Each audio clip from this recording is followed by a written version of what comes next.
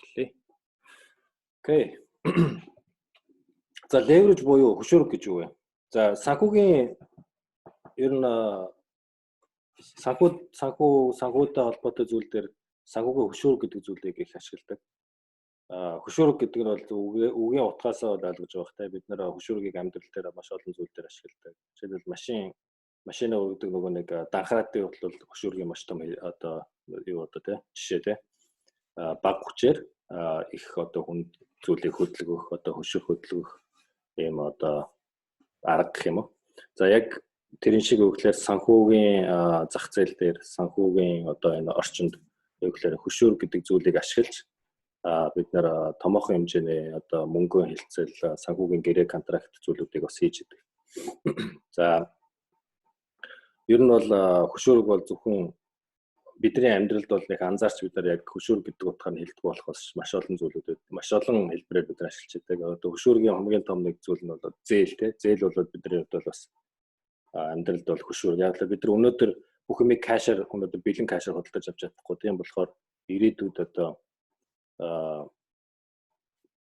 өнөөдөр хөрөнгө авахтаа ирээдүйд олох орлогоо бид нар үнслээд тодорхой хэмжээгээр бүтээгдэхүүнийг худалдаж авч байгаа зээлийн үйл ажиллагаа энийг бол бас хөшүүрэг санхүүгийн хөшүүргийн нэг хэлбэр гэж ойлгож байна.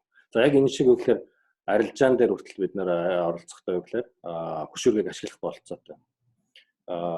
Түрүүн хичээлийн энэ өнөөдрийн хичээлийн эхлэхэд хэлжсэн те арилжаанд оролцох заавал энэ арилжааны бизнесийг эхлэхэд заавал их мөнгө шаардахгүй бага мөнгөөр эхлэх боломжтой гэж. Тэрний гол онцлог нь өгөхлөөр ард талд нь энэ хөшүүрэг гэдэг зүйл байдаг учраас бид нарт тийм боломж олгож байгаа. За хөшүүргийг хэмждэг одоо хэмжүүр байдаг. Үндсэндээ жишээлбэл одоо энэ дээр харагдаж байгаа тийм. Нэгийг харьцах 5 leverage гэх юм бол одоо та $100 байлаа гэхэд таны $100 ч үндэслээд танд нэмж одоо $400 зээлээр өгөөд тэгээд та $500 арилжаанд орох болцоотой болж байгаа гэсэн. Тэгэхээр Forex арилжаан дээр ороход бид нар өнөөдөр 1.5 гэсэн leverage-тэй арилжаанд орж ивэл та өнөөдөр дансандаа $100 ихэд танд нөгөө брокер ч нөгөөхлөөр $500-оор худалдаа авалт арилжаа их боломжийг олгож байгаа. Энийг нь бид нар юу гэхээр leverage буюу 1.5 leverage шийдвэ гэвэл одоо нэгийг харьцах 5 гэх юм уу одоо монголоор юу гэх юм 5-ыг харьцах 1 гэх юм уу.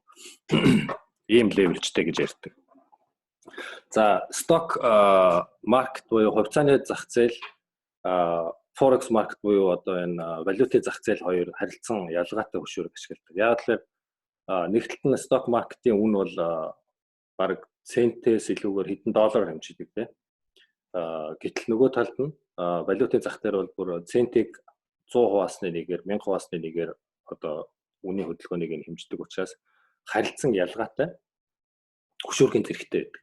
За жишээг авч үзэх юм бол ихэнх сток одоо хувьцааны зах зээл дээр арилжаанд орохын тулд танд авах болцоотой одоо хөшүүргийн хэмжээ чинь жишээлбэл таны мөнгийг 3-аас 4 дахин өсгдөг ч юм уу, нэгийг харьцах 2 ч юм уу, эсвэл нэгийг харьцах 4 ч юм уу, 3 ч гэдэг юм уу. Ийм байдлаар байдаг бол Forex брокерууд юу гэхээр танд 150-аас эхлээд 400, 500 leverage өгдөг. Нэгс үгээр $1 чинь үндэслээд $500 арилжаанд оролцох болцоог өгдөг. Тэгэхээр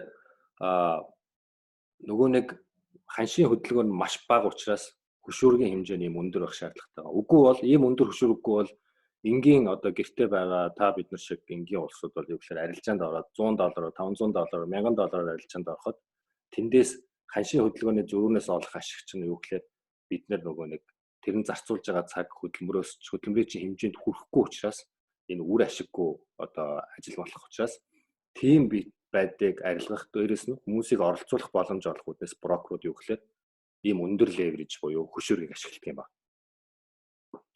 За хөшүүрэг бол ерөнхийдөө л юм. Энгийнээр бол. За хөшүүргийг за жишээн дээр тайлбарлачих. За хэрвээ та $5,000 Apple компани хувьцаан дээр одоо long арилж байгаа тийм. Түрүүн би өмнөх слайд дээрсэн тийм. Long буюу хямд аваад үнэтэй зарыг гэсэн арилжааг хий гэх юм бол ямар одоо тооцоо явуулж байна гэдгийг харъя тий. Хөшүүрэг ашиглаж байгаа тохиолдолд тий. Хөшүүрэг ашигласан тохиолдолд ашиглаагүй тохиолдолд ямар вэ гэдгийг харъя. За, Apple-ийн хувьцаа $200 байсан гэж үзье тий. За, $200 байгаа. Ханшийг $205 болж өснө гэж хүлээж байгаа тий. Тийм одоо таамаглалтай байна. За, хөшүүрэггүй тохиолдолд чи $50,000 хувьцаа $200 хувьцаа авах юм бол 25 ширхэг хувьцаа авна тий. 25 ширхэг хувьцаагаа буцаагаад 205 боллоо зах зээлийн үнэтэй.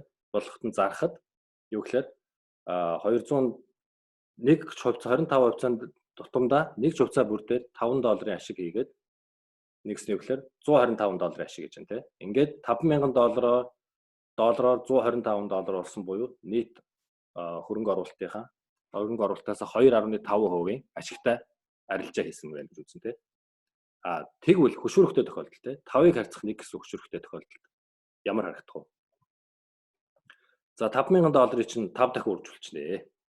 Энд чи $25,000. $25,000-ыг 200-д нэг ч хувьцааны үнэтэй хуваахаар хэдэн шиг хувьцаа авч байна? Бид нар хөшүүрэггүйд 25 хувьцаа авч ирсэн бол хөшүүрэгтэй 125 хувьцаа авч байна тий. Ингээд эндээсээ 5 дахин илүү хувьцаа авч байгаа. Тэгэхээр нөгөө ханшийн хөдөлгөөн чи 200-аас 250 буюу нэг ч хувьцаанд дээрээс $5 ашиг олж байгаа бол тэр чинь бас 5 дахин үржиж чинь гэсэн үг тий. Ингээд нийтдээ гэхээр хөшүүрэгтэй тохиолдолд чи энгийн үед $125 хийсэн бол хөшүүрэгтэй тохиолдолд $625 буюу чи $5,000-оор 12.5% ашигтай үлдсэн. Эннээсээ 5 дахин 6 дахин өндөр ашигтай хөрөнгө оруулалт буюу ашигтай хилцэл хийжлээ.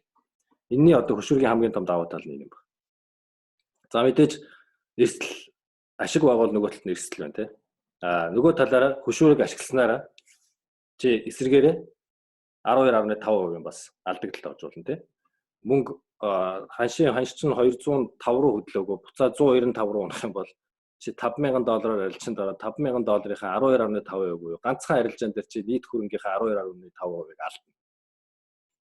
Тийм учраас хөшүүргийг бид нэр маш болгоомжтой өөрийнхөө санхүүгийн одоо толеранс гэж яддаг тий.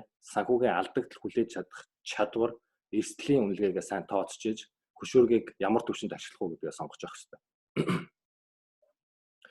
За, хөшүүргийн хувьд бол зүгээр Америкийн брокерууд бол бага хөшүүрэг санал болгодог форекс зах зээл дээр. Энэ нь бол яг хөтэ тухайн Америк өөрөө хуулийн хувьд бол санхүүгийн нөгөө зохицуулт сайтай. Тэгээд дээрэс нь санхүүгийн тогтвортой байдлаа хадгалахууднаас тийм бага одоо юу өгдөг, леверэж өгдөг.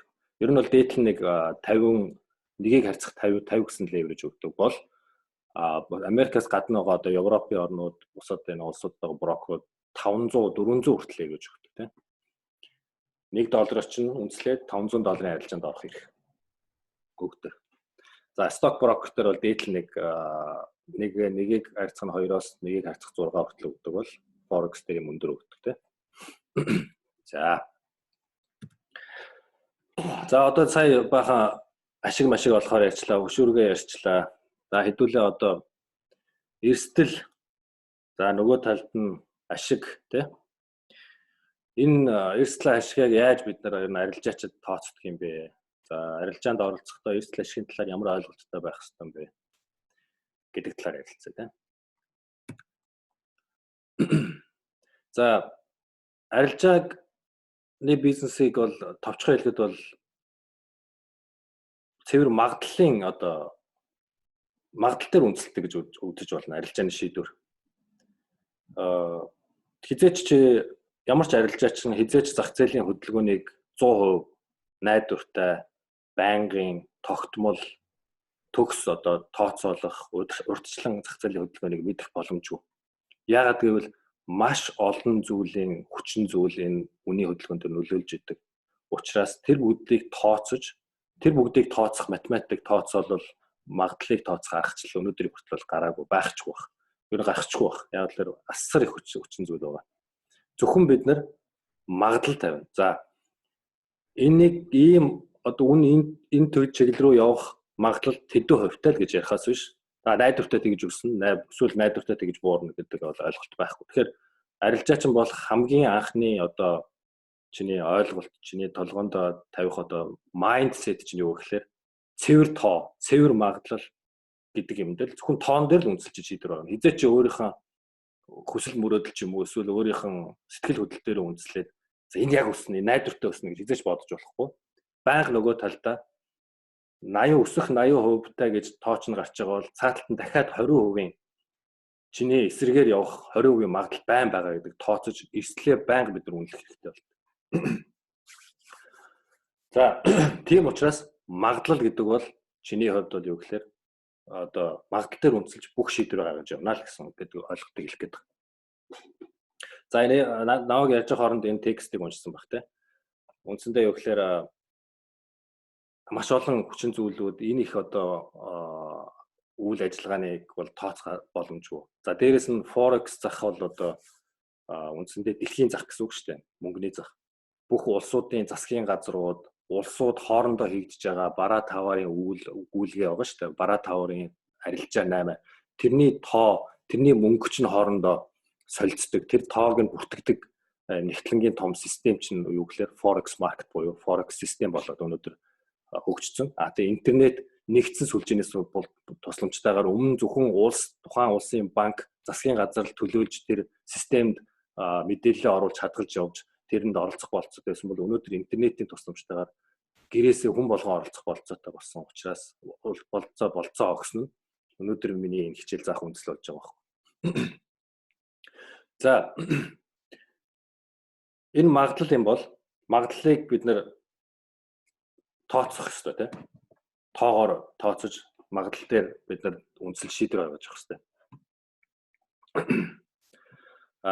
Тийм учраас түрүүний хэлсэн магадлал юм чинь төгс тооцоол гэж байхгүй, төгс арилжаа чинь гэж байхгүй, дандаа чи ашигтай ажиллана гэж байхгүй, дандаа олно гэж байхгүй, чи алдаа оноотой байх болно.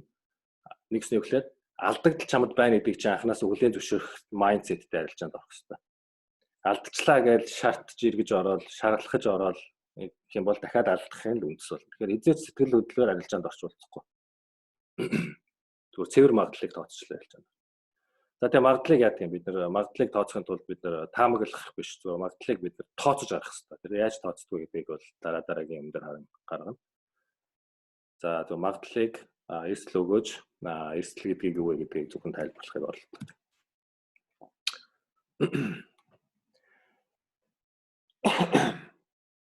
За тэгэхээр ашиг нөгөө талд нь алдагдал гэдэг одоо тэнцвэрийг бид нэр тэнцвэр биш. Тэрний зөрүүг бид нэр харж тэрийг туухан дээр тавьж үнэлж бид нар тоог харж арилжаанд орохын тулд эрсдэл өгөөж харьцаа гэдэг зүйлийг одоо гэдэг ойлголтыг ойлгох байх хэрэгтэй. Нэгсний юу гэхээр би өнөөдөр хэдэн төгрөг эрсдээд хэдэн доллар эрсдээд хэдийг олох гэж байгаа гэдгийг урчилж тооцож явах хэрэгтэй. Энийг л эрсдэл өгөөж харьцаа гэдэг. Англиар бол энийг risk and reward ratio гэж яриад байгаа. RR буюу risk and reward ratio. Хэрвээ чамд санал тавил та $1 эрсдээд 50 цент олно гэдэг санал өгвөл чи явах уу? Мэдээж энэ бол миний хувьд бол бүр ашиггүй хэлцэл. Юу гэхээр би 50 цент хийхин тулд $1 эрсдэнэ гэдэг бол ашигтай байсан. Наандаж би юу гэхээр $1 эрсдэж дахиад $1 олох арилжаанд орно. Гэхийг зорно шүү дээ. Тэгэхээр энийг бол юу гэхээр RR харилцаа буюу эрсдэл өгөөжийн харьцаа нэгийг харьцах нэг гэж нэрлэдэг. За энийг бол одоо цаашдаа хэдүүлээ хоорондоо арилжааны явцад ярилцах юм бол за risk and reward нь тэт шүү, RR нь тэттэй шүү. RR нь нэгийг харьцах нь 2, нэгийг харьцах нь 3 гэж одоо ярилцаж явдал явна. За энэ дээр юу яа товчхон жишээн дээр тайлбарлаж байна. Ер нь бол арилжаанд оролцохдоо $1 эрсдээд зөрүүлээд $2 олно л гэдэг үндс нь хамгийн багадаа тийм нөхцөл тавьж арилжаанд орох хэрэгтэй. Үгүй бол юу гэхээр чи нэгэнт зах зээл өөрөө чи найдвартай зах зээлийг таамаглах болцоогүй чи мөнгө алдах нь тодорхой учраас чи зөвхөн нэгийг олох гэж нэгийг эрсдэлд оруулахаар үндсэндээ чиний хөрөнгө ч өсөхгүй чи тэгж ашигтай ажиллаж чадахгүй. Ямар нөхцөлд орох вэ гэхээр би нэгийг эрсдээд заавал 2-ыг аавна гэдэг хамгийн багадаа. За дээшлээд нэгийг эрсдээд 7-ыг аавна, 10-ыг аавна, 6-ыг аавна, 5-ыг аавна гэдэг сонголтууд бол бий. Мэдээж энэ бол зах зээлийн нөхцлөөс хамаарат бидний судалгаа шинжилгээг хэрхэн хийж байгаас хамаарат бид нар боломжуудаа үнэлнэ. Тэр боломжоос хамаарат риск реворд хэд дээр хамгийн багадаа барих уу гэдгээ анханасаа урьдчилан тооцож арилжаанд орчих хэрэгтэй. За энгийн жишээн дээр тайлбарлая. За та $10 тоо тий. За тэ 10 удаа арилжаанд оръё. За яг шоо эргүүлээ гэж бодъё л да би хэлээ. За тэгээд ингээд үзэхээр чи нэгэн зах зээл юу болохыг мэдэхгүй, шоо хаашаа ирэхийг мэдэхгүй учраас чиний боломж чинь 50-50% тий. Эсвэл тэрнээс ч байж их хоёр тишээ байж болно тий. Чи дөрөвт нь алдаад 6-ад нь ондох ч юм уу. Эсвэл дөрөвт нь оноод 6-ад нь алддаг ч юм уу. Эсвэл 3-нд нь оноод 10-нд нь алдах магадлал бол мэдээж бага штэ шоо юм чинь тий. Тэгэхээр яг тэр шиг юу гэхээр бид нар анханасаа энэ эрсдэл харьцаагаа ямар байх вэ гэдгээ бас тооцож орно гэдэг шиг бид нар хэдийг тавих вэ гэдгээ тооцох хэрэгтэй. За энэ жишээн дээр эргээд орцгоё. За $10 хөрөнгөтэй нэг удаа арилжаанд орохдоо $1 эрсдэл тавиад 10 удаагийн арилжаанд орлоо гэж үзье. За түүнээс нь 4-т нь хожсон, 6-ад нь алдсан байлаа гэж үзье. За тэгээд энэ тохиолдолд юу гэхээр чи рискээ ингэж тавьсан байж болно л та. Би $1 эрсдээд $2 авнаа. Хэрвээ би алдвал минийхаар тал буухгүй бол би $1 төлнө. Миний тал буувал би зөрүүлээ $2 авна. Нэг дээр нэмэх нь 2 буюу буцаагаад $3 авна гэсэн үг шүү дээ өөрийнх нь мөнгөтэй нийл. За ингэж үзэх юм бол чи 6 арилжаанаас тийм үү? 6 арилжаанд нь дандаа $1 тавиад $6 алдаг талтай. Нөгөө талд нь юу гэхээр чи 4 арилжаанаас $2 болоод 4 арилжаа одоо яг чиний одоо оновчтой авсан 4 арилжаанаас чи $8 юм тийм. Ингээд үзэх юм бол $10 байсан. Тэндээсээ 6-г хаслаа. Алдсан 6-г хаслаа. 8-ыг нэмлээ $12 буюу хэрвээ чи нэгийг харьцах нь 2 гэдэг риск ревордыг барьж арилжаанд орсон бол хэдий чи 40% оновчтой арилжаа хийсэн ч гэсэн стил чи хөрөнгөө юу гэхээр 20% ашигтай ажиллаж байгаа гэсэн. Тэгэхээр энэ риск ба өгөөжийн харьцаа буюу риск реворд гэдэг энэ концепц бол арилжаачдын хувьд бол байх ёстой бүр зарчим гэж байна.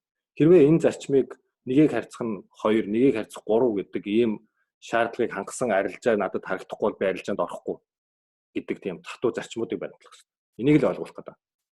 Тэгэхгүй за яаж яана би энэ $10,000 энэ 500-ийн арилжаанд орчихъя. Гэс 510 болохоор $10 аваад гарчээ. Тийм жижигхэн юм орох гэж байгаад их хэмжээний мөнгө алддаг. Тэр нь өөрөө юу гэхээр энэ арилжааг бол тэгж хийх юм бол хийж ашигтай ажиллахгүй гэдэг л.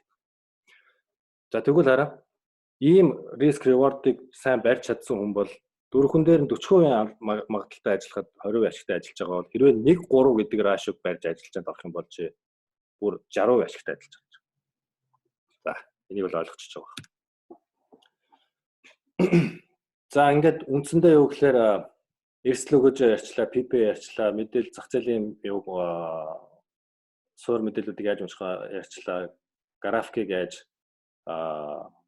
уншихаа ярьчлаа, графикийн талаар ойлголтоо авчлаа.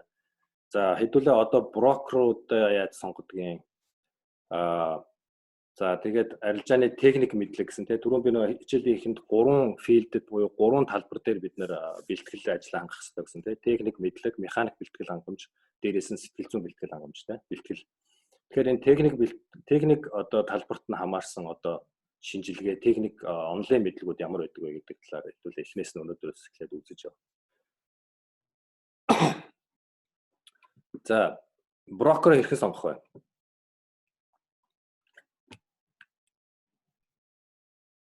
За брокер сонгохдоо бол ерөөсөө эдийн засгийн эрх зүйн орчин сайттай хөгжсөн улсуудын л брокерыг сонгох хэрэгтэй. Яг тэгэхээр бид нэр брокероо сонгоё Монголоос одоо энэ арилжааны юмд орё ямар брокер сонгох вэ гэхээр за тэр дайггүй гэсэн энэ дайггүй гэсэн гэл ингээл нэг юм дэлсүүл нэгнийхэн зөвлснөр ч юм уу дагаал ингээл ороод тэрэндээ бас үнэн худлаа нь мэддэхгүй үнэхээр бодит брокер юм уу юу юм тэр мэддэхгүй байгаад байдаг тийм. За тэгвэл энийг шалгах хамгийн энгийн аргууд байдаг.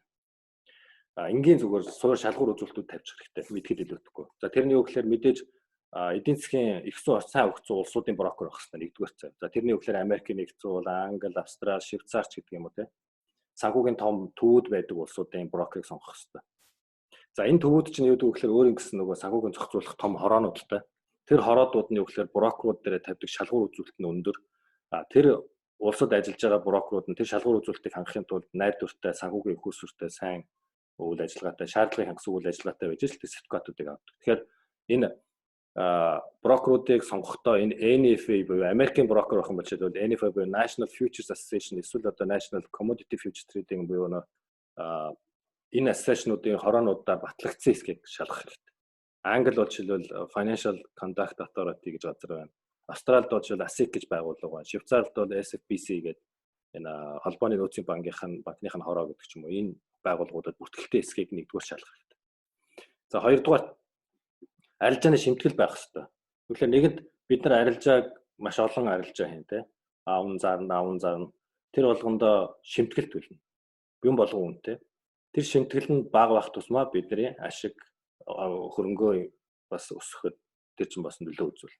Тэгэхээр тэр шимтгэл нь хэд байх вэ гэдгийг бас ярина. Гэхдээ яг энийг хэдүүлээд данс нэх болохоор би тодорхой брокеруудыг энэ тийм байна та нарт сонголтууд өгөн. Та нарт өөрсдийнх нь зүгээс судлаарай. За тэгээд мөнгө шилжүүлэхдээ гүйлгээ саадгүй хурдан хийгдэг байх шалгуур. Чи мөнгөө данс руугаа мөнгө хийх, данснасаа буцаагаад мөнгө татах чинь саадгүй хурдан явдаг. Ийм байх хэрэгтэй. Нэгсүүлэр туршигдсан тийм брокер байх хэрэгтэй тийм.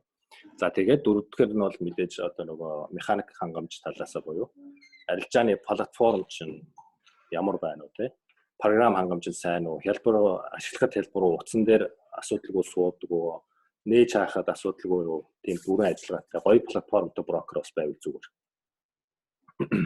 Яг хамгийн их түгээмэл одоо ашигладаг брокерууд бол ерөнхийдөө бол энэ Think or Swim гэдэг платформ байдаг. Энэ платформыг бол олон брокерууд бас өөр дээр ашигладаг. За Forex дээр бол энэ Think or Swim бол ерөнхийдөө сток тал дээр илүү их одоо хүмүүс ашигладаг шүү. За Forex дээр бол энэ бол next тийм тохиромжтой сонголт бол биш. Forex дээр бол MetaTrader 4, MetaTrader 5 гэдэг байдаг. Энэ нь бол их зүгээр. Энэ юу гэхээр маш энгийн тийм элдв янзын гоё юм байхгүй. Гоё тийм харагдах үзэгдэх биш. Маш simple програм одоо кодикээр хийгдсэн. Гацалт багтай. Утсан дээр ачаал бага өгдөг. Ямар ч девайсан дээр хурдан ажилладаг болохоор энэ айгу түгээмэл. MetaTrader 5-ыг бол ашиглах 4-5-ыг ашиглах зүгээр. За тэгээд энэ бүр professional trader-уудын хувьд бол DAS trader гэдэг.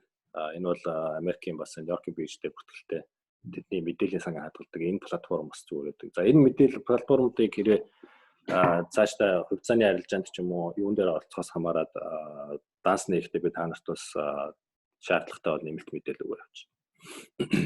За брокер бол үндсэндээ энэ дөрвөн зүйлийг хангаж явах энэ дөрвөн талбар дээр сайн судалж байгаад нээж хэрэгтэй. За яг одоо энэ бол үндсэндээ юу гэхээр арилжаа чинь нөгөө талд нь арилжаачид болоод энэ зах зээл дээр оролцож байгаа талууд хэрхэн зохион байгуулагддаг гэдэг юм одоо үндсэндээ инфографик маягаар одоо харуулсан юм. Одоо энэ market makers гэдэг байгаа. Одоо зах зээлийг үүсгэгчид гэж ярих юм уу? Нэг одоо зах зээлийг бий болгогчид гэж байгаа. Энэ бол юу гэхээр нөгөө арилжааны банк болоод энэ томоохон санхүүгийн институтуудыг дундаас үүсгэсэн энэ арилжаачдын нэгдсэн мэдээллийг одоо аваад цуглуулад эдний том мэдээллийн сан руу шиддэг энэ дундын байгууллагуудыг market makers гэдэг. Энд нөө брокерууд орно, брокерийн артлын одоо юунууд орно. Брокерууд чинь дотроо бас нөгөө нэг шууд харилцагчтай анхан first desk буюу хамгийн уртлын одоо нэгний үйлчлэгээ үзүүлдэг брокерууд гэж байна. Тэрний артлынх нь брокерууд дотроос мэдээллүүдийн цуглуулад нөгөө брокер чинь тань чиний захиалгыг дамжуулаад тэрний дараагийн томоохон нэгдсэн систем дээр дамжуулдаг гэдэг ингээд айгуу түүхтэй бас ойлгоход систем байдаг. Тэр болгоныг задлж явах шаардлагагүй.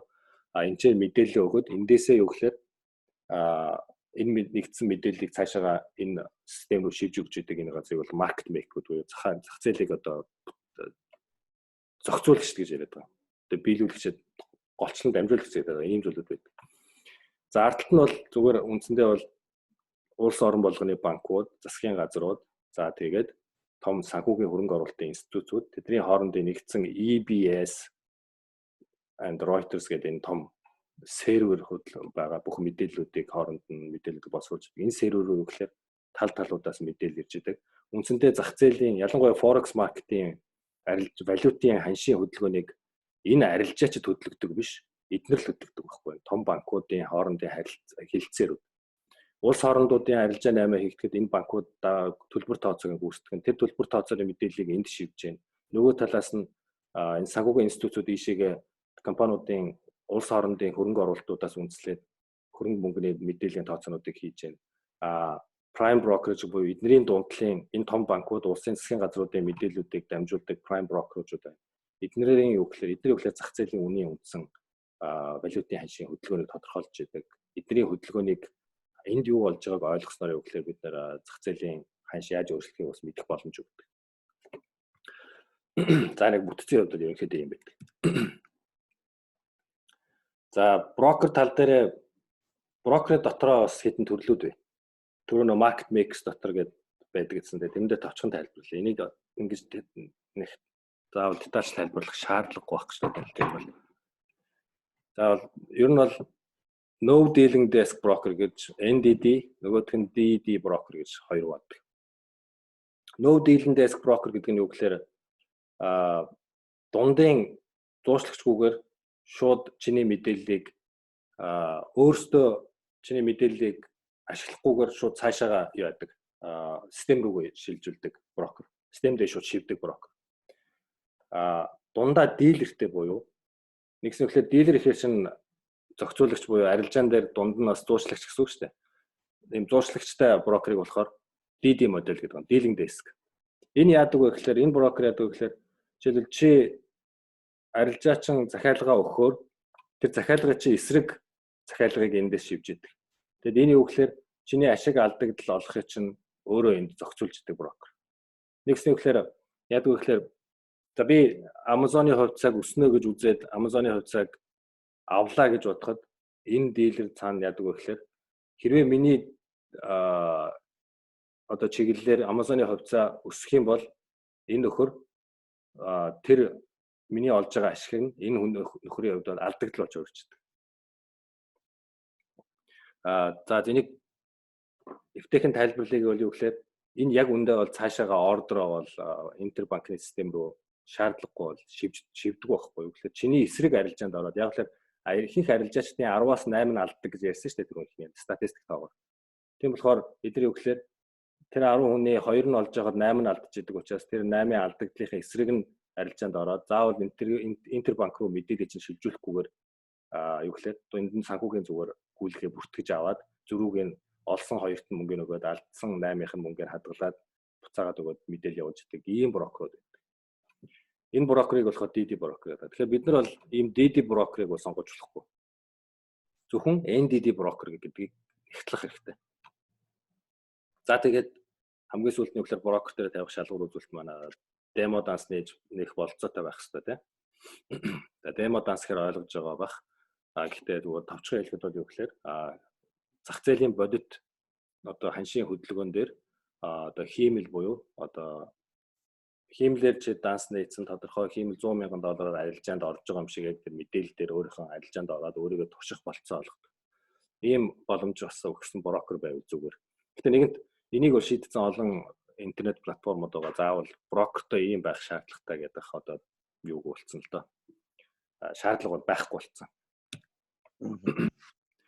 За зах зээлийн судалгаа руугаа хэдүүлээ. Оръё. Түрүүний нөгөө нэг техник анализ гэсэн тийм техник бэлтгэл хангамж гэсэн. Техник бэлтгэл хангамж буюу техник талын мэдлэгт одоо ямар гурван одоо төрлийн судалгааг бид нар хийдэг вэ гэхээр technical analysis, арилжааны техник шинжилгээ, зах зээлийн суур шинжилгээ, зах зээлийн төлөв байдлын шинжилгээ буюу market sentimental analysis гэдэг. Энэ гурван төрөл дээр бид нар юу гэхээр судалгаа хийж явж байгаа. Энэ гурван одоо талбар дээр анализ хийгээд энэ гурвын нэгдсэн байдлаар бид шийдвэр гаргаж явж байгаа. Гэтэ гурвуулангийн бас хийхэд юу гэхээр мэргэжлийн бас одоо их мэдлэг олон юм шаарддаг л да. Тэгээд ихэнх арилжаачд бол техникэл тал дээр л голчлон одоо суурилж арилжаанд болоод яваад байдаг. За тэрний ялгааг болоод яагаад тэгдгийг бас дараагийн слайдууд дээр дараагийн хичээлүүд дээр дэлгэрэнгүй тайлбарлахаар явандаа ойлгоод явчих. За тэгэхээр онлайн мэдлэгийг бол үндсэндээ энэ гурван хэлбэр дээр хуваагаад үзчих болно. За энийгээ цааш нь жоохон дэлгэрүүлээд тайлбарлая. За арилжааны техник шинжилгээ гэж юу юм бэ? Түрүүн техник шинжилгээ, суур шинжилгээ, зах зээлийн төлөв байдлын шинжилгээ гэж гурван шинжилгээ хийдэг гэсэн тийм. Техник шинжилгээ гэж юу юм бэ? Техник шинжилгээ бол үндсэндээ зүгээр график дээр ажиллана. Чи ямар нэгэн байдлаар Трамп юу гэж хэлсэн байна? Хаана Иранд бөмбөг дэлбэрсэн үү? Америк Хятадын хоорондын арилжааны юуны худалдааны дан ямар болсон байна. Тэр нь хамаагүй. Тэрийг бол судлахгүйгээр тэрийг авч үзэхгүйгээр зөвхөн график дээр зөвхөн тоо мэдээлэл, зураг, чарт чамд ямар мэдээлэл өгч чинь тэрэн дээр үндэслэж шийдвэр гаргаж явдаг энэ шинжилгээг техник анализ гэдэг. За яагаад энэ одоо шинжилгээнд бодиттой байж чаддаг вэ? Яагаад энийг одоо ач холбогдолтой гэж үздэг вэ гэхээр энэ шинжилгээний одоо аргынхан гол утга санаа нь гэхээр түүх давтагддаг гэж үздэг. Тэгэхээр бид олон улсуудыг чи ингээд нийт нэг хүн дээр бол ондоо гэтэл нийт улсууд дотор юу гэхээр тодорхой одоо зах зээлийн хөдөлгөөн тодорхой ямар нэгэн үйл явдал болоход тэрэнд үзүүлдэг хариу үйлдэл нь давтагддаг гэж үздэг. Тийм учраас өнгөрсөнд бөмбөг дэлбэрлэхэд Иранд бөмбөг дэлбэрэхэд үн яаж хөдөлж исэн тэрэн шиг өнөөдөр бөмбөг дэлбэрэхэд үн хүмүүсийн реакц буюу хөрөнгө оруулагчдын реакц адилхан реакц үзүүлнэ гэж үндэсдэг учраас өнгөрснийг судлаад зургийн хэлбэрээр бүх түүхийг судлангуудаа өнөөдөр болж байгаа мэдээлэл дээр хааш яаж хөдлөх вэ гэдгийг урчилж предикт хийж одоо нөгөө зурган дээрээ зурж юунд графикын байдлаар төлөвлөхийг одоо техник анализ гэдэг. Яг хоо техник шинжилгээчид бол заавал зах зээлийн мэдээллийг мэдэх шаардлагагүй зөвхөн техник анализ дээр үндэслээд арилжааг хангалттай зөв хийж болдгоо гэж одоо үздэг талч бий. Нөгөө талд нь үгүй техник анализ бол тийм ч оновчтой биш. Мэдээллийг сайн судалж явах хэрэгтэй. Мэдээлэлдээ суурилсан арилжаа хийх ёстой ч гэсэн тал бий. Аль нь одоо юу гэдгийг нөхцөл байдлаас хамаарат ажилладаг. Гэхдээ хоёулангийн ашиглаж чадах юм бол хоёулангийн талаас нь хоёулан дээр нь ерөөхдөө ажиллаж чадах юм бол илүү оновчтой, илүү сайн шинжилгээ судалгаа болно тийм. Тэгэхээр техник анализыг яагаад хүмүүс техник анализ гэдэг улсууд тэрэндээ ихтэй төгөлөөр ямар нэгэн үйл явдал болоо гэхэд тэрний хариу үйлдэл шууд үнэн дээр буюу зурган дээр шууд мэдрэгддэг тийм. Энгийн үед бол энгийн л хөдөлгөөн, зах зээлийн хөдөлгөөн буюу одоо үнийн хөдөлгөөн жишээлбэл энгийн үед бол энгийн л харагддаг байнга. Гэтэл гинтийн нэгэн юм болоход тэр үн огцом хивээ хөдөлгөөс хөдлөөд эхлэхэд энэ техник анализ хөдлөөд эхлэхэд юу гэхээр техник анализд тэрийг нь олж хараад ямар нэг юм болсон байна. Энэ ийм хөдөлгөөн явсан тохиолдолд энэний дараа ийм болдог. Өмнө яагаад тэгэхээр үн ингэж огцом дэше хөдөлж байхад дараа нь иймэрхүү хөдөлгөөн гардаг гэдэг юм бийг судалж ирсэн учраас тэрэн дээрээс үндэслээд предикт хийж явдаг. Тийм учраас бид нар мэдээ үзэх шаардлагагүй гэдэг үзэх бас онолт талтай ч байдаг.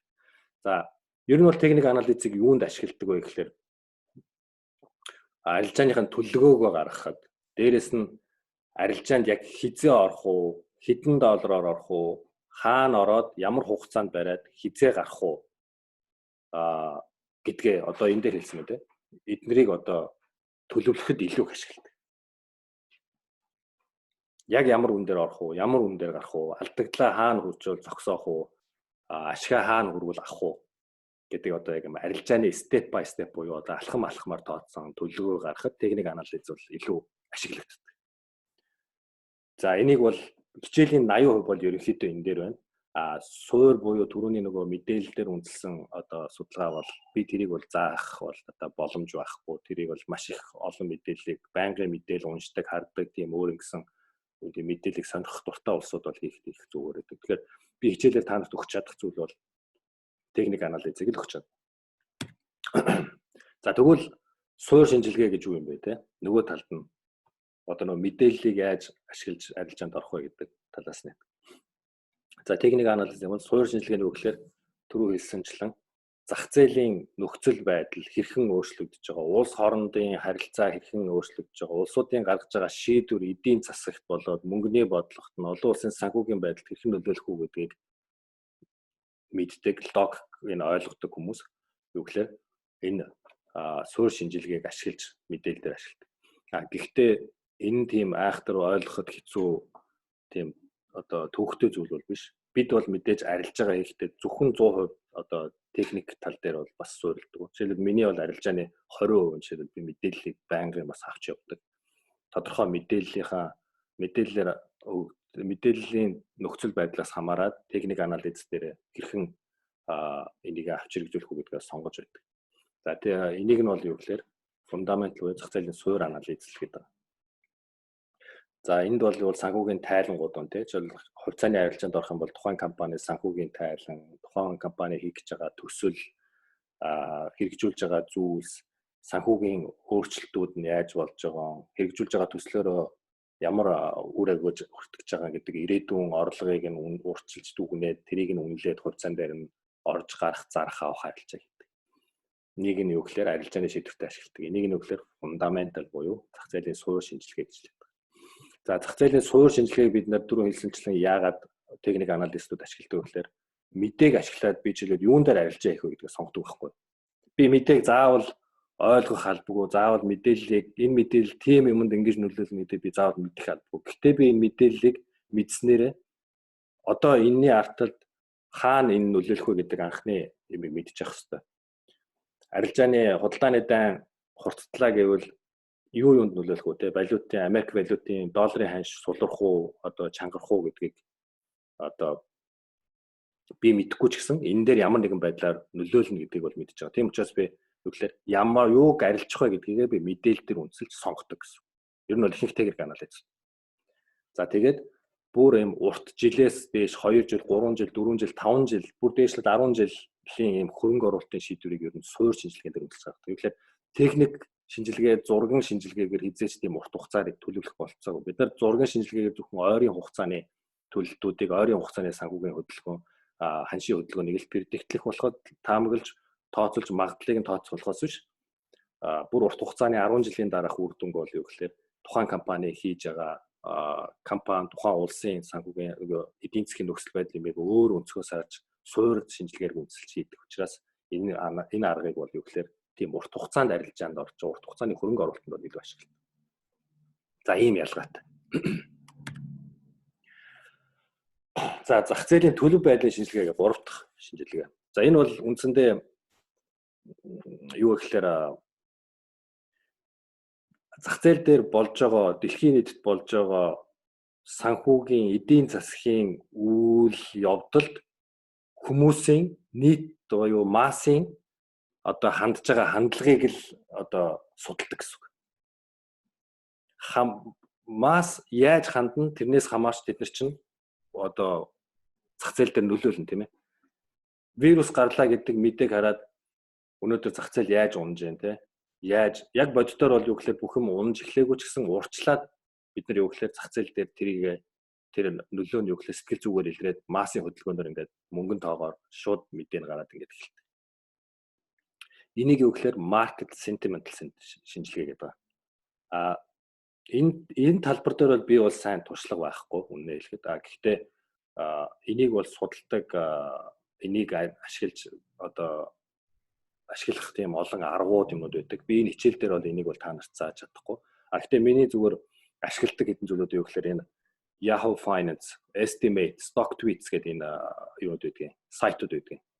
Энэ сайтуудаар юу гэхээр би жишээлбэл хүмүүсийн нийт массын хоорондоо яаж бичиж байгаа тэрэн дээр статистик тоонуудыг бас бид нар гаргаж байгаа. Яг гэхээр өнөөдөр Apple-ийн хувьцааны талаар чатлж байгаа, Apple-ийн хувьцааны талаар авахыг хүсэж байгаа тийм одоо хүний тоо тэдүүгээр өслөө, тэдүүгээр буурлаа гэдэг ч юм уу. Тийм статистикуудыг юу гэхээр энэ сайтууд мэдээлж идэг. Тэр мэдээллийг ашиглаад чи бас арилжааныхаа шийдвэртэй буюу арилжаад юуг арилжах вэ гэдгийг бас сонгож болно. Эсвэл арилжааны хөдөлгөөн хаашаа явах вэ гэдэгтээ бас нэг одоо юу гэдгийг шийдвэрээ гаргахдаа одоо нэг хүчин зүйлийг болгож бас ашиглаж болдог. За яг энэ төлөв байдлын шинжилгээг ашиглан ерөнхийдөө гэхээр үнийн онцгой өсөлт бууралтыг ашиглан арилжаа их боломж арилжаа ихэд ашиглана. За тэгээд ер нь хүмүүсийн реакцийг ямар байна гэдгээс хамаарч ерөнхийдөө хит овер реакц болсон байна уу? Эсвэл хүмүүс реакц үзүүлээгүй өнөөдөр мэдээгүй юм ч гэдэг юм уу тэр бүгдийг анзаараад бас арилжааныхаа шийдвэртээ ашиглах боломж байгаа. За 3 дахь бол шинжилгээ нэ. За нэг бүрслээ яриад бол ингээд иймэрхүү одоохондоо бол энэ төвшөнд яриад орхив. За энэ толгой нь буруу шүү. Энэ буруу юу? Энийг буруу юу ичиж вэ? За энэ чартн дээр юу гэхээр одоо нөгөө нэг үнийн түрүүн бид нар чарт ямар зохион бүтээсэн байгуулалттай вэ гэж ярьсан те. Тэгвэл энэ чартн дээр байгаа энэ үнийн одоо энэ хөдөлж байгаа мэдээллийг илэрхийлдэг одоо түгээмэл одоо илэрхийлдэг юм одоо зурган хэлбэр байдаг. Тэр 3 хэлбэрийн талаар ярив. За энэ 3 ашигладаг 3 одоо үнийн одоо чарт нь line chart буюу одоо энэ үү те. Одоо юм зураасан байдлаар илэрхийлдэг арга байна. Bar chart буюу одоо энэ line-ийн оронд одоо ийм хоёр тишээ шүттэй ийм багнаар илэрхийлдэг арга байдаг. За line бол энгийн те. Энэ дээрээс харах юм бол жишээлбэл 2008 онд үн 2000 байсан байна. Тэгээд юун дээр харчин. Чамд нэг л төрлийн мэдээлэл өгнө. Юу гэхээр цаг хугацаа үн хоёрыг нийлүүлээд нэг цэг дээр тодорхой товч 20 гэдэг үнийг нэг л гэсэн мэдээлэл. Тэгвэл bar chart нь юу вэ гэхээр илүү олон мэдээлэл өгдөг. Bar chart бол юу гэхээр дахиад тодруулаад хэлэхэд line chart нь зүгээр өмнө слайдн дээр 3 төрлийн мэдээлэл гардаг гэсэн шүү дээ, тийм. Авах, зарах, хилцэл биелсэн үн гэж ярьдаг шиг. Энэ дээр bar chart-н дээр юу гэхээр өшөө илүү дэлгэрэнгүй мэдээлэл өгч чаддаг line chart-аас давуу тал. Юу гэхээр энэ ямар төрлийн мэдээлэл өгдөг гэхээр нэгдүгээр open price буюу нээлтийн үн, high price буюу хамгийн дээд үн, low price буюу доод үн, за тэгээ хаалтын үн буюу тухайн үеийн хаалтын үн гэдэг ийм дөрвөн төрлийн мэдээлэл өгчдөг. Энийг OHLC гэж байдлаар та нар зэжилсэн ч болно. Эсвэл зүгээр ерөнхийдөө сайн ойлгоод авсан ч болно. За яадаг вэ гэхээр яаж энэ чартыг энэ үнийн мэдээллийг уншдаг вэ гэхээр хэдүүлээ юу руу оръё. Дараагийн слайд руу оръё. Trading view руу оръё.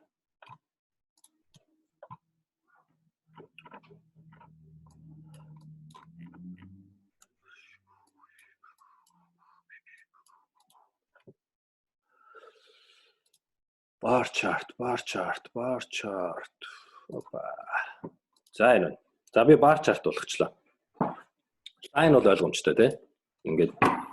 За 2020 онд үн эдгээр байсан байна. $1 11 цент 1072 байсан байна. Тэгвэл bar болголоо. За 2020 онд яасан байна? Энийг тодруулъя, өшөө тодруулъя. Энэ үн вэ шүү дээ. Түрүүн энэ bar chart-ыг уншихын тулд суур ойлголт нэг юмыг ойлгох хэрэгтэй. Тэр нь энэ интервалыг ойлгох хэрэгтэй. Цагийн интервалыг. Line дээр бид нэр тухайн цагийг зөвхөн нэг цэг дээр харж байна, тийм. Тэгвэл bar chart-н дээр юу хардаг вэ гэхээр тухайн цаг дээр болж байгаа үйл явдлыг энэ тухайн цаг дээр болж байгаа нийт өсөлт бууралт хаагдсан нэгдсэн үнийг өгдөг, олон мэдээлэл өгдөг гэж ярьсан, тийм. За 5 минут дээр би дээр байлаа. Энэ. За. За чил энэ лаг аваад үзье. Line дээр 2018 оны 12 сарын 10-нд үн 113 цент байсан байна, тий. За 113 гэдэг нэгдэл мэдээлэл өгч байна. За окей 113 юм байна. Энэ өөр мэдээлэл өгч чадахгүй. За bar chart болголоо. За тэгвэл энэ 2018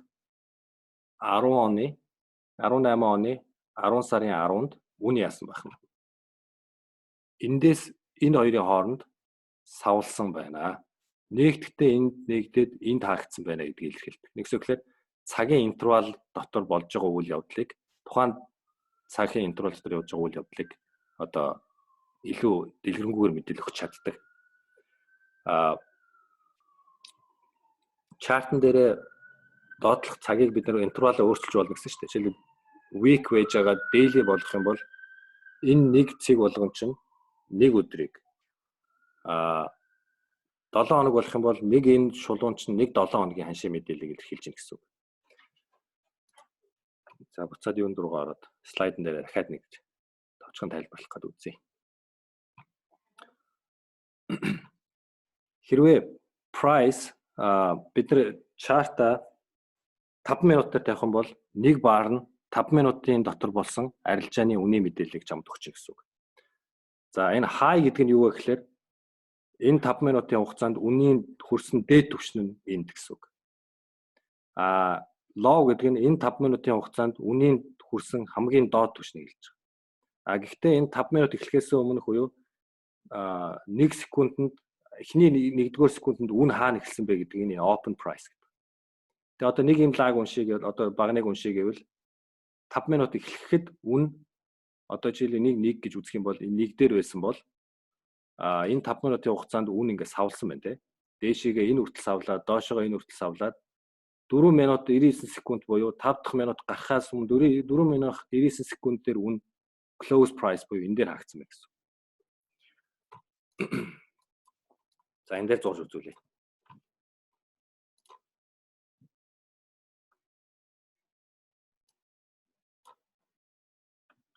За үн явж илаа. Энд 0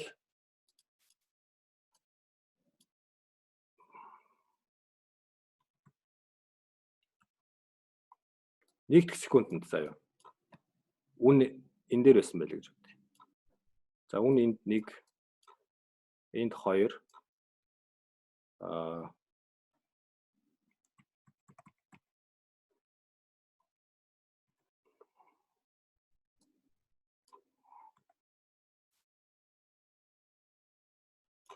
За энэ шилүү.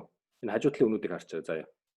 117, 117, 117, 117, 50, 118, 118, 50, 119 гэдэг ингээд харагдаж байна тийм. За энийг 5 минутанд болж байгаа үл нэг энэ чартыг 5 минутанд болж байгаа гэж үзэх юм бол за энийг 5 минутаар тавьчихдаг.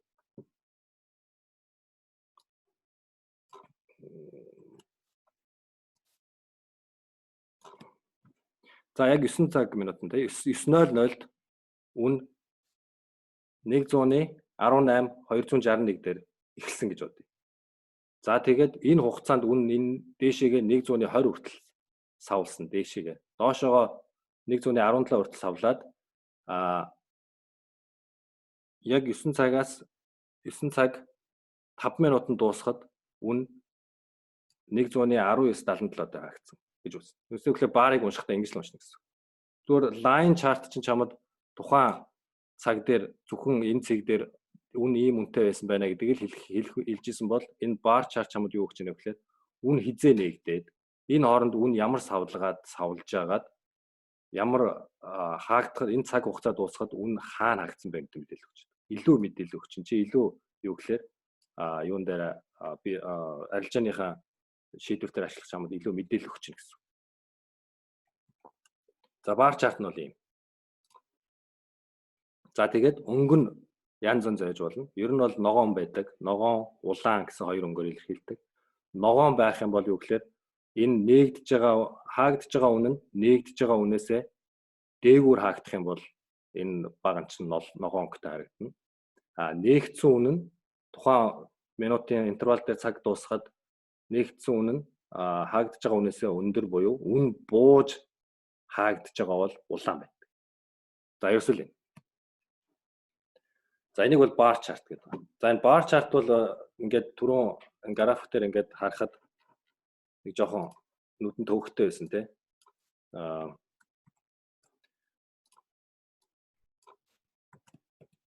Ингээд унших жоохон төвөгтэй. Надад бол юу гэдэг юм bar chart айгу хэцүү санагдаад идэх ингээд. Бас яг тэр болгон цэгийг харахад төвөгтэй. Тийм учраас юу гэхээр хүмүүсийн хамгийн хичээлтэй юм гэхээр энэ candle гэдэг. Энэ бол харахад хамаагүй амархан байгаа шүү дээ. Candle chart буюу одоо 3 дахь нь candle-ыг яаж уншдгийг та нарт тайлбарлая.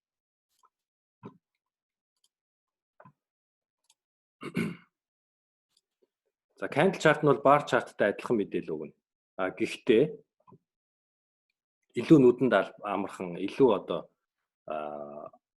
олон арилжаачид хүмүүсийн дунд одоо илүү одоо famous болсон гэх юм уу? Илүү их ашигладаг болсон chart.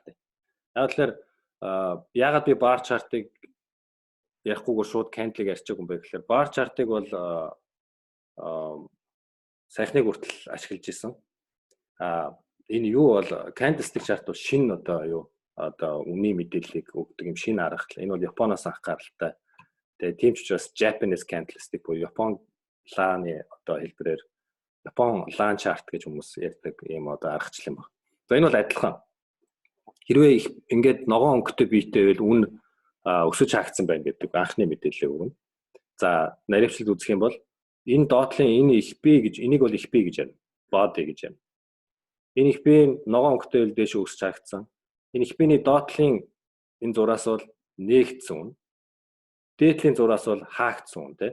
За 5 минутын бид нар график харж ивэл 1 секунд дээр үн энд байсан. 4 минут 99 секунд дээр үн энд хаагдсан. За энэ 4 минут 5 минутын хугацаанд үн доошоогоо энэ үртэл унсан, энэ үртэл өссөн. Тэгээд энэ унсан энэ дээшээ доошоо лааны гол шиг мэдээлэл гаргадаг.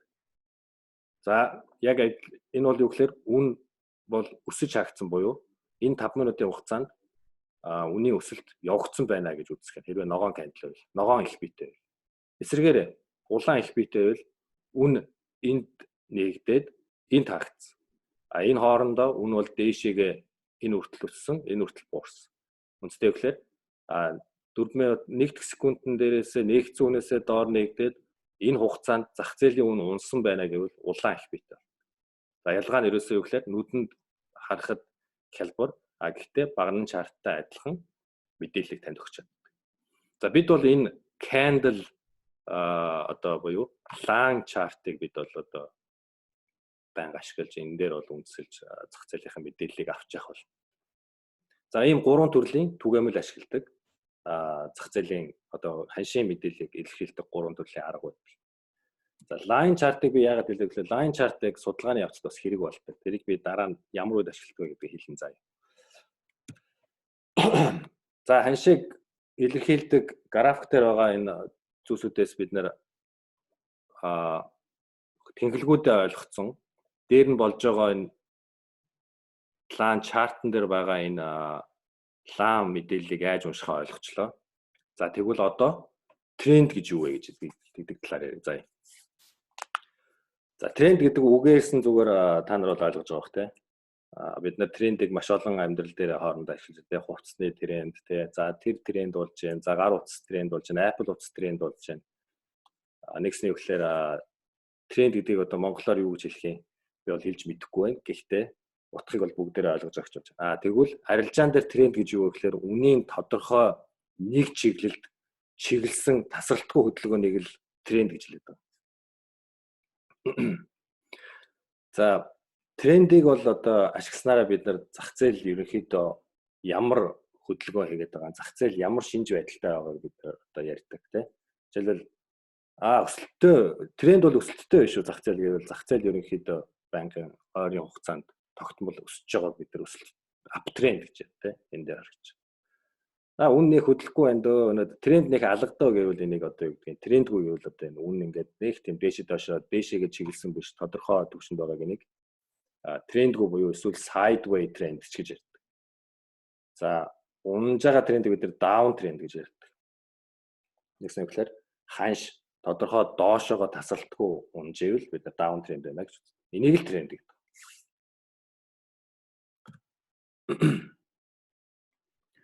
За тэгвэл тренд зах зээл дээр байгааг юуг ямар тохиолдолд графикт ямар байдлаар харагдаж байгаа тохиолдолд тренд байна вэ гэж үздэг юм бэ гэдгийг ярив. За зах зээл дээр өсөлтийн тренд байна гэвэл юу болж байна вэ гэхээр price үнийн хөдөлгөөн яаж харагддаг вэ гэхээр хизээч үн шулуун өсдөг. Үн байнгын зиг заг гэж өсдөг. Яагаад вэ гэдгийг би тайлбарлана. Гэхдээ трендийг ярьж байгаа учраас тренд яаж өсөлтийн тренд байгааг яаж мэдэх вэ гэвэл low high гэсэн одоо хоёр хэллэгийг бид ашигладаг. Одоо үн эндээс энэ үртэл өсөхөд энэ ихсэн доотлынхаа үнийг нь бид нар хэсгийг нь low гэж, өнцгийг нь low гэж ярина. Дээдлийг нь high гэж ярина. Хэрвээ энэ дээшээ явж байгаа хөдөлгөөн дээдлийн өнцөг, доотлын өнцөг хоёр тасралтгүй дээшилсээр байвал энэ high байна. Энэ дахиад дараагийн дээдлийн өнцөг нь энэ high-ийн дээр гарвал higher high гэж юм л. Ингээ higher high хийгээд энэ low нь энэ low-оос дараагийнх нь доотлын өнцөг нь дээр ингээ гарчих юм бол higher low буюу higher high тасралтгүй хийж байгаа. Тасралтгүй lower low дагаад хийж байгаа бол энийг бид нар зах зээлийн өсөлтийн тренд буюу up тренд байна гэж үздэг. Эсвэргээр нөгөө high нь доошлоод шатараад нь доошлоод нөгөө low доотлын цэг нь шатараад нь доошлж байл бид нэр down тренд байна гэж үздэг. Трендийг бол тренд байгаа хэсгийг бид нар ингэж л зүгээр энгийнээр тайлбарлавал тасралтгүй higher high хийж явах хэрэгтэй. Эсвэл тасралтгүй lower high хийж явах хэрэгтэй. Эсвэл тасралтгүй higher low хийж явах хэрэгтэй. Эсвэл тасралтгүй lower low хийж. Ийм үнийн мэдээлэл ийм байдлаар график харагдж байвал бид нар тренд байна гэж үздэг.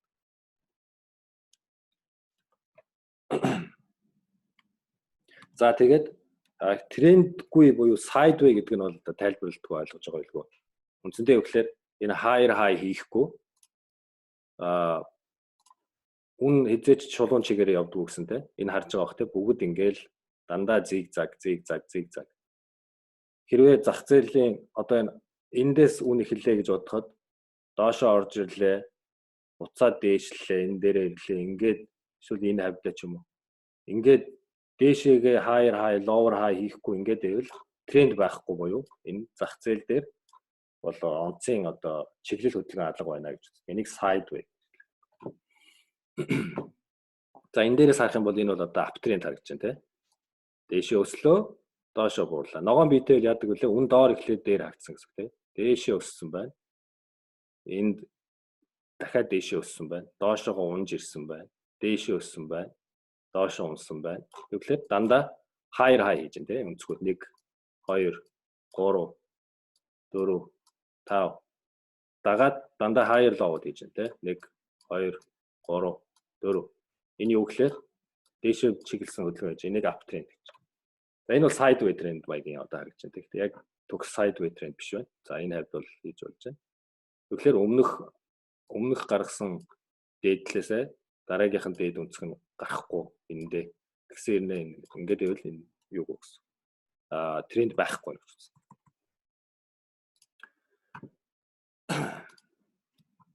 За трендийг бол ерөнхийдөө бол товчхондоо бол higher high хийж байгаа, higher low хийж байгаа үед тренд байна. Эсвэл higher low хийж байгаа, lower low хийж байгаа тохиолдолд тренд байна л гэж үзсэн.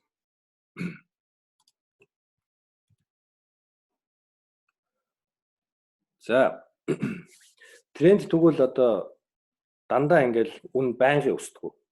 Байнгын хэвтэй ингээл трендгүй байдгүй. Байнгын унаад байдгүй.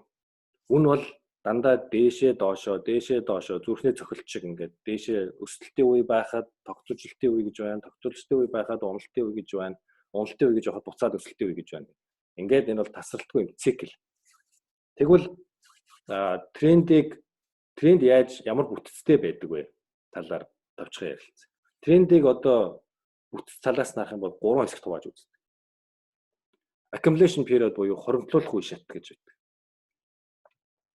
Энийг зүгээр time to buy is when there is blood in the street гэдэг. Одоо Wall Street-ийн гарууд гэж ярьдаг лээ. Тэгэхээр accumulation period нь бол юу гэхээр зах зээлийн үн бүр хямдарсан эдийн засаг унтсан үед ингээд бүх юм хямдарсан үед ингээд үнийн хөдөлгөөнгүй үед ингээд байгаа энэ үеийг accumulation period гэдэг. Энэ үед юу гэхээр том тоглогч нар дандаа хувьцаануудыг болоод хөрөнгүүдийг цуглуулж идэг. За эдгээр ингээд цуглуулад нэлээд их хэмжээний одоо хөрөнгүүдийг цуглуулсны дараа өөрсдөө үн хаяж их хэмжээгээр худалдаж аваад эдгээр одоо зах зээлийн ихэнх хувьцаа цуглуулад эхлэхээр чинь зах зээл дээр тухайн хувьцаа ч юм уу эсвэл валютын хомсдол үүсч эхлэхээр нэгжийн үн зэн өсч эхэлдэг тийм. Ингээд өсөд эхлэнгүүд үн өсч эхэлдэг. Тэнгүүд энэ үеийн үг гэхээр public participation буюу хоёр дахь үе буюу олон нийтийн оролцооны үе шат гэж үздэг. Трендийн үндсэн одоо нэг циклийг би тайлбарлаад байна шүү дээ. Тэгэхээр accumulation period дууслаа. Зах зээлийн үн өсөд эхэллээ. Үн өсөд эхлэнгүүд олон нийт тэрийг анзаараад яана долларын өсөд эхлэе доллар авъя гэдэг үнийг улам дээш нь хөргөддөг. За энэ үеийг гэхээр public participation үе. За ингээд дээш үн өсч яваад нэлээд дээр үн хангалттай өсөд ирлээ. Тэнгүүд эдгээр чинь том тоглогч ч юу гэхээр энд хямдхан авцсан юм чи одоо үн ингээд олон нийт оролцоо өсгөөд ирэнгүүт нь буцаагаад нөгөө их авсан доллароо ч юм уу хувьцаагаа зараад эхэлдэг тийм. Энийг distribution үе гэдэг. Эдгээр гэхээр авсан хөрөнгөө буцаагаа зараад эхэлдэг. Тэгээ их хэмжээгээр зах зээл дээр нийлүүлэлт хийгээд эхлэнгүүд нөгөө доллар чинь их болоод ирэнгүүт хүмүүс хангалттай доллартай болоод ирэнгүүт долларын үн буцаад унаад эхэлдэг тийм.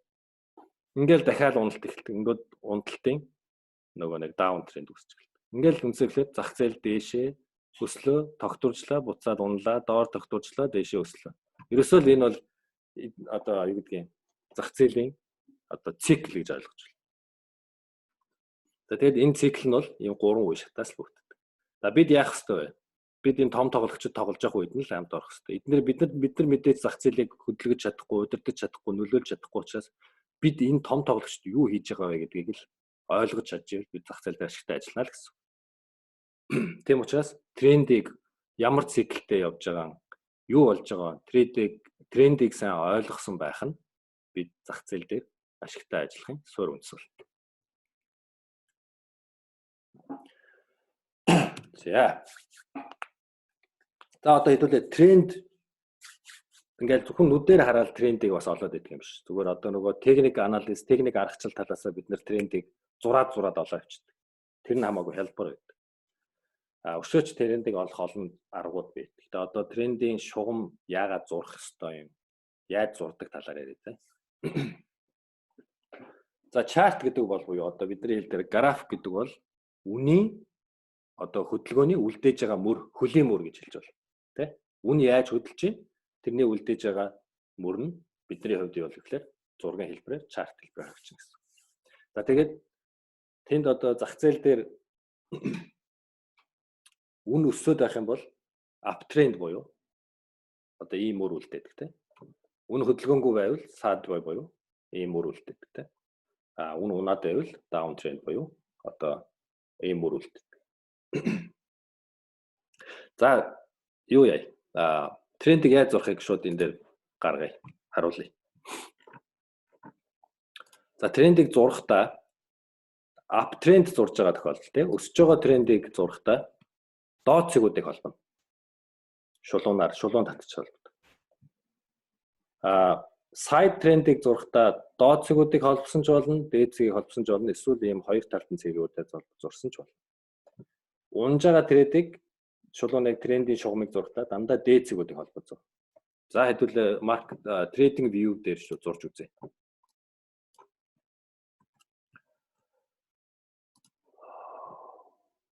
За энэ нэг ясах болтгүй юм бэ.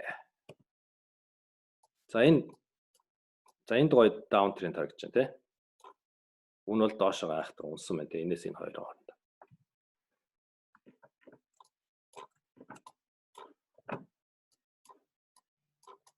За даун трендийн шугамыг зурхдаа бид ингээд доошоо тасалтгүй lower high-ууд хийгээд явж байгаа тохиолдолд даун тренд байна гэж үзэж байгаа тий. Даун трендээ бид нар баталгаажуулж чиглэлийн нөхцөл сайн тодорхойлохын тулд техник анализ шугам зурдаг. За дээд цэгүүдийг холбоно. Дээд цэгүүдийг холбохдоо дор хаяж 2-оос дээш цэгийг холбоно шүү заа. Ингээд зурчвал энэ худлаа тренд шүү. Жинхэнэ трендийг зурхын тулд 2-оос дээш хамгийн багадаа 2. За тэгээд дээшээгээ 3 4 байвал маш сайн. За одоо энэ харж байна уу? За ингээд харах юм бол энд цэг байна, энд цэг байна. Энд толдлоо 1 2 3 4. За энэ бол даун тренд шугамыг бид нар одоо зөв зурна гэдэг нь энийг хэлж байгаа. Яагаад даун трендийг бид нар зурдаг юм бэ? За нэг юм тайлбарлая.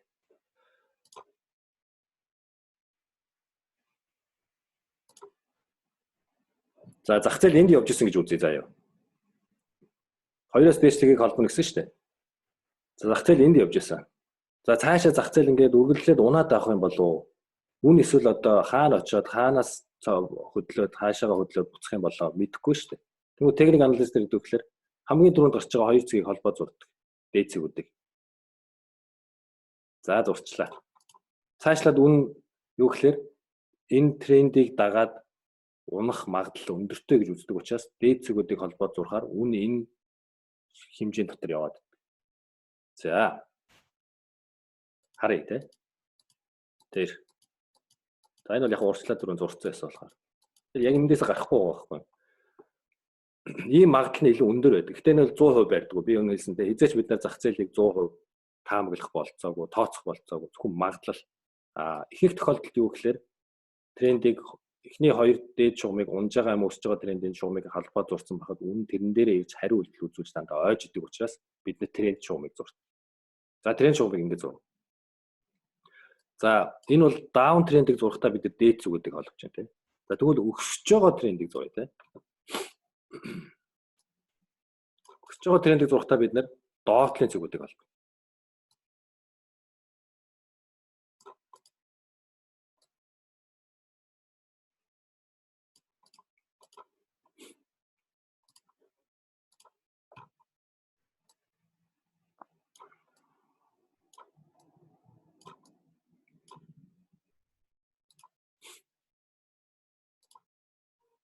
За зах зээл энд байсан гэж үзье тий.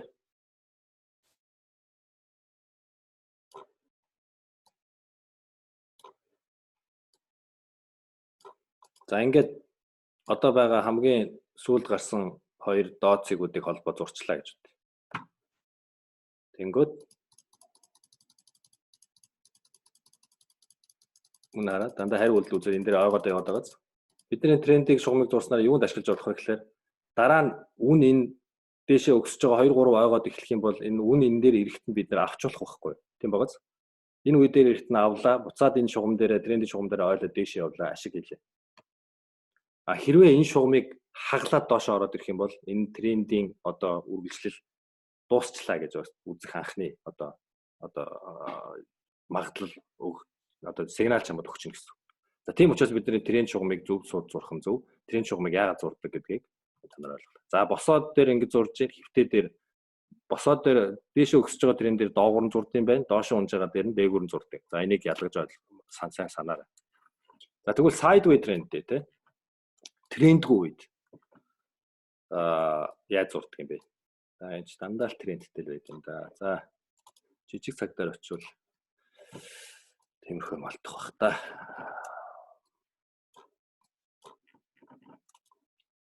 Эсвэл бүр том цаг руу очиж.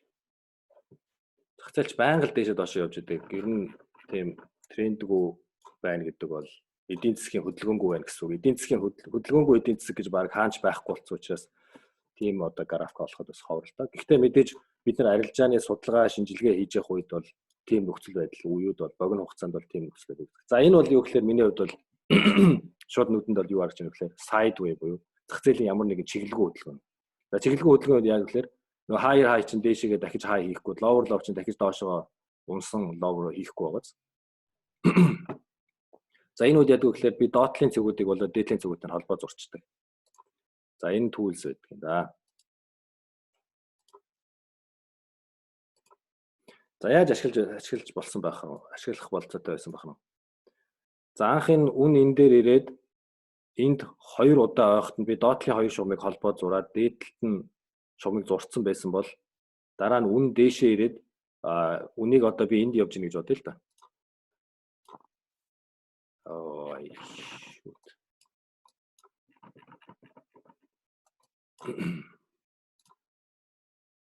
Нэг энд явж исэн гэж бодъё л да үнийг те.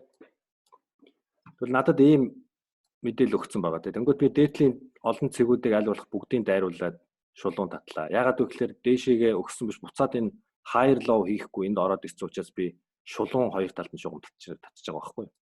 За ингээд татчихлаа. За энэ тохиолдолд юу гэхээр үн бол энэ дундаа л ерөнхийдөө савлах магадлал өндөртэй байна гэж үзнэ. Техник талаас. Гэхдээ 100% хизээч энэ бол байхгүй те. Ямар нэг хизээ нэгэн цагт энэ бол хаагарна. За хөдөлгөөнгүй үед бол трендing шугамаа зурлаа. За харъя. Одоо энд ингээд зурсан юм чинь дараагийн үн энэ доор ирэнгүүт нь би бол энэ дээрээс худалдаа авалт юм те. Энэ үед нь аваад дахиад үн энд ирэхт нь би бол найдвартай эндээс авсан юм чинь яг л үн ирээдүйд энд ирнэ гэж үзээд би энд худалдаж авчихна гэсэн. Дээр ирлээ цогцлоо буцаа явчихж байгааз. Дөнгөж зөхөнгүүтээ.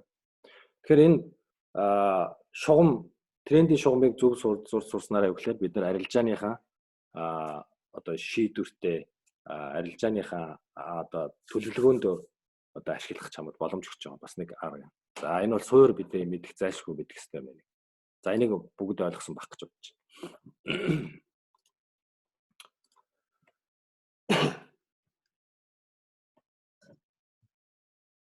За би сая бол энийг үзүүлсэн. За одоо трендийг яаж зурдаг юм бэ ойлгочлаа тий. Тэнгүүд тааз ба шал үнийн шугам гэж юу вэ? Саяны трендing шугамтай ч холбоотой тий. Би сая танаас хариу юугаар үзүүлсэн, жишээгээр үзүүлсэн. Үн юу гэхээр трендing шугамыг зөв зурх юм бол тэр үнэн дээр тэр шугам дээр дахиад үн ирэхээр тодорхой хэмжээний хариу үйлдэл үзүүлдэг. Энийг юу гэхээр үнийн тааз шал шугам гэж хэлдэг. За энэ үнийн тааз шал шугамыг англиар бид нэр support болон resist zone гэж хэлдэг. За энэ бол суур бидний мэдэх ёстой мэдлэг. Үнийн бид нар үн өмнө нь арилжаалагдахдаа хаана хүрээд унж исэн, хаана үрээд өсөж исэн гэдгийг мэдэх нь ирээдүйд үн яаж хариу үйлдэл үзүүлэхийг биднэрт таамаглах магадлалаараа тооцох боломж олгож байна гэсэн. За үндсэндээ бол юу гэхээр ханш ингээл дээшээ доошоо савлаад хөдлөх тоолондоо тодорхой нэг одоо үнийн одоо зон дээр тодорхой үнийн түвшин дээр очиод ингээд адилхан үйлдэл үзүүлээд байдаг тийм. Хөрөнгүүтээ тэр $5 дээр хөрөнгүүтээ л унаад байдаг. 4 рүү унж ирээл дахиад буцаал өсөөл 5 дээр ирээл унаад байдаг. Энэ хөдөлгөөнүүдийг хийж байгаа энэ олон удаа нэг үнцэг дээр очиод адилхан хариу үйлдэл үзүүлээд байвал бид нэр тэнд үнийн тааз юм уу шал үүссэн байна гэж үзсэн. За тэгээд үнийн тааз шал үүссэн байх одоо юу гэдгийг шалгуур нь юу гэхээр дор хаяж 2-3 удаа үн очиод цохоод бутсан байх хэрэгтэй тийм. Тэнгуут нь өмнө удаа 2 удаа очиод бутсан бол 3 дахь удаа очиод цохоод буцах нь бас магадлал нь өндөр байхгүй тийм. Тийм учраас бид нар тааз шал үнийг зөв сурсан байна. За яаж үнийн тааз шалыг зурдаг вэ? Би та нарт сая жишээ үзүүлсэн. Гэхдээ дахиад тааз шалыг зурах арга үзүүлье. За тааз гэдэг нь бол бидний дээд талынх нь хэлж байгаа. Үн дээшээ өрээл тодорхой 5 дээр ирээл цохол 5 дээр ирээл унаад байвал тааз үүслэ гэж үзнэ. Доошоо унжирэл 4 дээр ирээл буцаад өсөөл 4 дээр өсөөл шал үүслэ гэж үзнэ. За шалыг бид нэр support гэж нэрлэнэ. Таазыг resistant гэж нэрлэнэ. Цаашдаа бол би хизээч энэ тааз үн энэ шал үн гэж ярихгүй би дандаа support resist гэж ярина. Тэгэхээр энийг маш сайн энэ үгүүдийг сайн ялгаж ойлгож цаашдаа ашиглаж сурах хэрэгтэй шүү.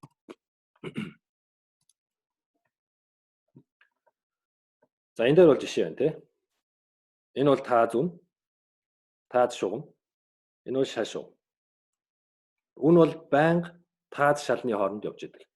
Өгссөн ч бай, уруудсан ч бай. Байнгын тааз шалны хооронд. Тэр тааз шалыг бол бид нэр байнга зурж зөв сураад анханасаа зөв зурж явах нь бидний одоо амжилттай арилжаалах гэсэн суурь бол. За энэ өгсөж байгаа тренд дээр энэ харж байна уу? Нүдэн дээр шууд харагдаж байгаас тийм. Дээд зүгүүд нэг шулуун дээр таарч байна. За энэ бол тааз шугам. 1 2 3 4 2 удаа ийм энэ дээр цоглоо чи 3 дахь дээр нь үн ирэхэд энэ дээрээс буцаж унах байна гэдэг таамаглал төвшүүлэх учраас чи арилжаанд орцсон байсан бол энэ дээр загаа гарах нь чамд үлзэвтэй. Яг л ийм концепт. Ингэж л ашиглав. За гэхдээ тааз шал шугам хизээч дандаа параллел байдгүй. За энэ дээр бол жишээлбэл нарийссан байгааз. Дээшийг нарийсаа явцсан. Энэ доор ийм өргөн ийм зайд савлж ирсэн. Дээшийг нарийсаад явсан. Тэгэхээр дараа нь юу гэхээр би энэ надад одоогийн байдлаар ямар сайн хэсэг ачиж байна. За энэ дээр зурчдаг.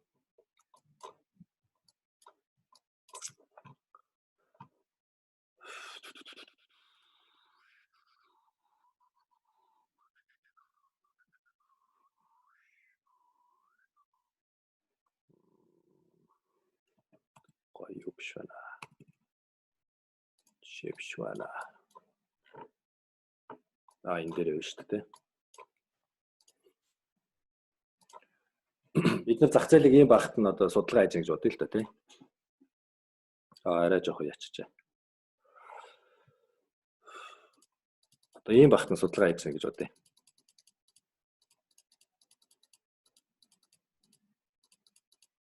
За ийм багт нь. За тэнгууд би бол зураг ингэ зурна шүү дээ. Тааз үнэ дээдлээ холбоо зурчин. За цаашдаа үн бол яг вэ гэхээр дээшээгээ чиглэж байна. Яг тэгэхээр higher high хийж байна тий. Тэгээд дээрэс нь higher low хийж байна. Дээшээгээ явахдаа тодорхой энэ түвшинд хэлбэлцэх магадлал нь илүү өндөр. За тэгээд яг түүнийхэн дагуу хараа. Би энд ирэнгүүт нь аавна.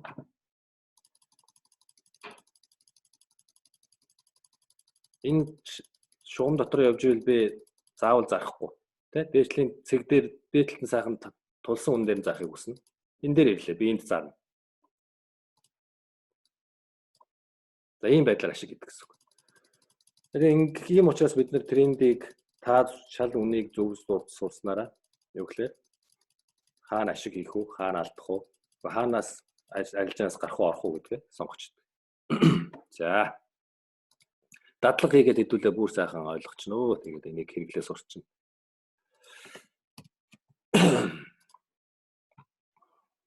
За тааз шал үн гэж ерөөсөө л юм. Нэг тийм толгойр гэдэг хэцүү байхгүй. За энд таад шал үнийн онцлог шин чанаруудыг би бас та нарт тайлбарлая. За энэ шин чанарууд нь юу гэхээр ингээд таад шал үнэн дээр үн ирээл дандаа ойгоод байдаг зүйл биш. Дээрэс нь тааз дандаа таазаараа байдгүй, шал дандаа шалаараа байдгүй. Нэгсэн үгээр үнний данд суппорт нэг үн дээр нэг ойсон бол байнга ойгоод, хоёр ойсон бол 3 4 байнга ойгоод идэггүй, задардаг, тэрийг давдаг, ундаг. Тэрнээсээ болоод өөрөө ингэсэн онцлог шинжтэй. За ховсоо өөрчлөгддөг хамгийн их онцлог, хамгийн ихний онцлог шил. Хэрв тааз үн те ханш тааз үнийг сэтгэлээ задлчлаа гэж бодъё л да. Дээшээгээ одоо ингээд энэ үн ингээд дээшээгээ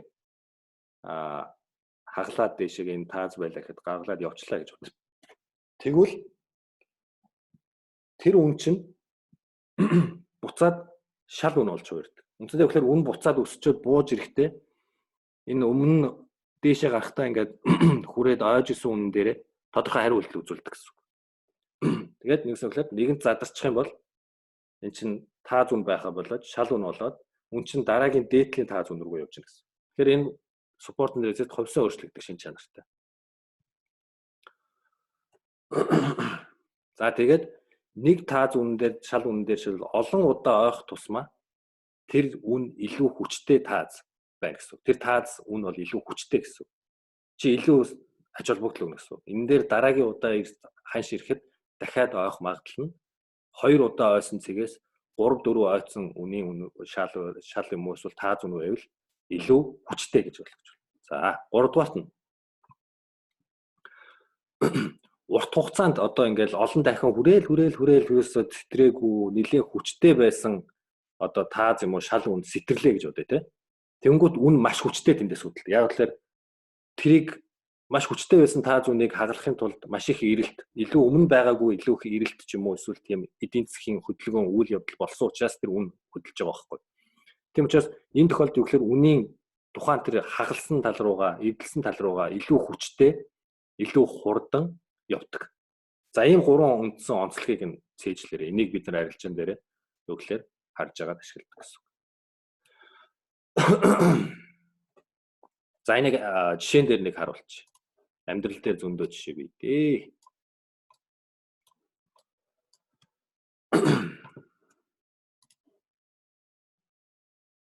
Урт хугацаан дээр бол айхтар хүчтэй үнийн тааз бол ховор байдаг. Жижиг цагууд дээр бол их байдаг. За одоо энийг харъя.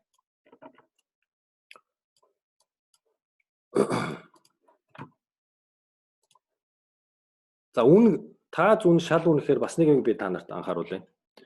Тодорхой тааз үн гэхээр тодорхой нэг $5 гэвэл яг $5 гэсэн үг биш шүү заяа. Хизээч зах зээл дээр бүх юм accurate буюу маш товч тодорхой тоон дээр илэрхийлэгддэг. Дандаа баримжаалдаг учраас $5 хавцаа цааз үн гэдэг нь $5 хавцаа гэдэг нь доошогоо 4.8-аас дээшээгээ 5.3 ч юм уу тийм талбар гэж ойлгоорой заяа. Жишээл энэний хувьд бол юу гэхээр 122 гэдэг үн бол шал үн байсан байна тийм ээ. Тэгэхээр би талбар учраас ийм өргөн зураас зурж байгаа шүү за. Үн яасан бэ? Энд дээрээ л ойгоод байсан байна. Ойгоод байсан байна. Энд гарах гэж үстэй буцаа ороо явцсан байна. Хүчтэй байсан байгааз. 4 удаа байсан. Тэр хагалсан чи юу болсон бэ? Айхтар уналт явсан байгааз. Тэгэхээр ийм олон удаа ойж исэн үн задрахаараа маш хүчтэй дараагийн тухайн задарсан тал руугаа хүчтэй үнийн чиглэл хөдөлгөөн үүсгэж. За энэ ойлгомжтой байна. За энийг мартаж болохгүй. За бол ерөнхийдөө тааз үн шал үнэ үзчлээ, тренд гэдгийг үзчлээ. Хөшөө суур мэдлэг дээр юу ах вэ гэхээр арилжаанд орох болон гарах захиалгын төрлүүд гэж байна. За хэдүүлээ ингэж хөө. Өнөөдөртөө ингэ дуусгая. Би жоохон ядарч байна. 2-3 цаг ярьсан чаа. Энэ маш олон хичээл байгаа. Ерөнхийдөө бол 10-аас 14 өдрийн хичээлийн програм байгаа. Тэр програмаас би ингээд өнөөдөр 2 өдрийн нэг өдрийн дуусгаа 2 дахь өдрийн тал хүртэл явуулчлаа. Эхний өдөр учраас нэлээд их хүчтэй явлаа. Тэгээд одоо болий. Тэгээ.